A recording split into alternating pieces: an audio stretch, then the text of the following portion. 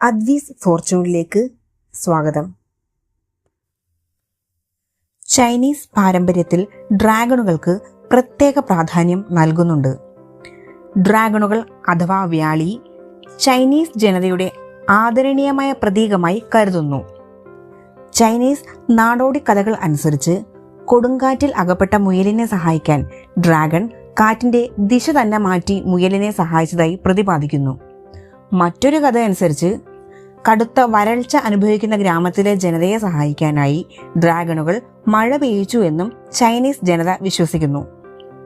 Chinese നാടോടിക്കഥയിലെ പ്രാധാന്യം കഴിഞ്ഞാൽ ജപ്പാനിൽ ഉത്ഭവിച്ച യാക്കൂസ ഗ്യാങ്ങുമായി ബന്ധപ്പെട്ടതാണ് red dragon. Global crime syndicate ലോഗോയാണ് ചുവന്ന ഡ്രാഗണുകൾ. യാക്കൂസ ലോഗോ ആയി ഡ്രാഗൺ തന്നെ തിരഞ്ഞെടുക്കാൻ വ്യക്തമായ കാരണങ്ങളുണ്ട്. മരണത്തെപ്പോലും തെല്ലും ഭയമില്ലാത്ത ഗ്യാങ്ങാണ് യാക്കൂസ. തുടക്കത്തിലെ തന്നെ 13,000-ഓളം മെമ്പേഴ്സ് ഉള്ള ക്രിമിനൽ ഗ്യാങ് ആയിരുന്നു യാക്കൂസ. ഈ ഗ്യാങ്ങിന് ഒരു ലീഡറും ഉണ്ടായിരുന്നു. 1958 ആയപ്പോഴേക്കും 1,80,000-ഓളം അംഗസംഖ്യയുള്ള ക്രിമിനൽ ഗ്യാങ്ങായി വളർന്നിരുന്നു യാക്കൂസ.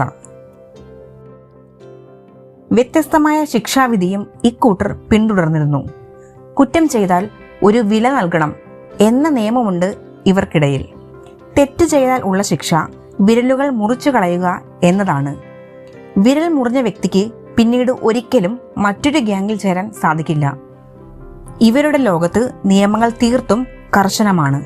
രണ്ടാം ലോക മഹായുദ്ധത്തിന് ശേഷം ജപ്പാനിൽ കമ്മ്യൂണിസ്റ്റ് ഭരണം തുടങ്ങി. ഇതിനെ തകർക്കാനായി യാക്കൂസ ഗ്യാങ് ആണ് മുന്നിട്ട് നിന്നതും. സെൻട്രൽ ഇന്റലിജൻസ് ഏജൻസി വരെ യാക്കൂസ ഗ്യാങ്ങിന്റെ സഹായം സ്വീകരിച്ചിട്ടുണ്ട്. ജപ്പാൻ ജനതയ്ക്ക് ഡിസാസ്റ്റർ സംഭവിച്ചാലും മറ്റു പ്രശ്നങ്ങൾ ഉണ്ടായാലും യാക്കൂസ ഗ്യാങ് അവിടെ എത്തി സഹായങ്ങൾ ചെയ്യാറുണ്ട്.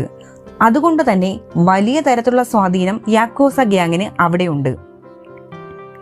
യാക്കൂസ ഗ്യാങ്ങിന്റെ ടാറ്റു റെഡ് ഡ്രാഗൺ ആണ്.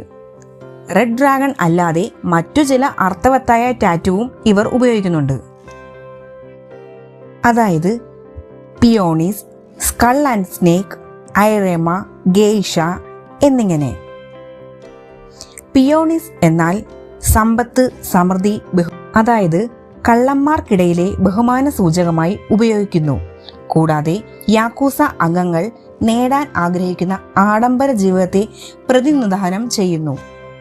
സ്കൾ ആൻഡ് സ്നേക്സ് മരണത്തെപ്പോലും അചഞ്ചലമായ ധൈര്യത്തോടെ നേരിടുമെന്ന് പ്രതിനിധാനം ചെയ്യുന്നു. ഫുൾ ബോഡി ടാറ്റൂസ് ആണ് ഐറേമ. ക്രിമിനൽ അധോലോകത്തെ പ്രതിനിധാനം ചെയ്യാനായിട്ടാണ് ഈ ടാറ്റു യൂസ് ചെയ്യുന്നത്.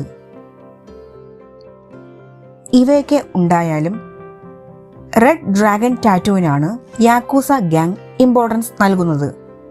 അതിനുള്ള കാരണം ഏത് പ്രതികൂല സാഹചര്യത്തെയും എതിർത്ത് വിജയം കൈവരിക്കാനുള്ള ശക്തി ഡ്രാഗണ് ഉണ്ടെന്ന് പറയപ്പെടുന്നു. ധൈര്യത്തിന്റെ പ്രതീകം കൂടിയാണ് റെഡ് ഡ്രാഗൺ. പ്രപഞ്ച ശക്തികളെ പോലും നിയന്ത്രിക്കാനുള്ള കഴിവ് റെഡ് ഡ്രാഗൺ ഉണ്ടെന്ന് ചൈനീസ് ജനതയും വിശ്വസിക്കുന്നു. ഇക്കാരണങ്ങൾ കൊണ്ടാണ് മറ്റുള്ള ടാറ്റുവിൽ നിന്നും റെഡ് ഡ്രാഗൺ ടാറ്റുവിന് യാക്കൂസ ഗ്യാങ് മുൻഗണന നൽകുന്നത്. യാക്കൂസ ഗ്യാങ്ങിലെ സ്ത്രീകളുടെ കൂട്ടുകെട്ടും വിശ്വസ്തതയും സൂചിപ്പിക്കാൻ വേണ്ടി ഉപയോഗിക്കുന്ന ടാറ്റു ആണ് ജെയ്ഷ ടാറ്റു. രാജ്യത്തിലെ ഒരു ഭരണകൂടം പോലെ യാക്കൂസ ഗ്യാങ് മാറിക്കഴിഞ്ഞിരുന്നു. പക്ഷേ ഇപ്പോൾ ഗ്യാങ് പഴയ പോലെ ശക്തരല്ല എന്ന് വേണം പറയാൻ.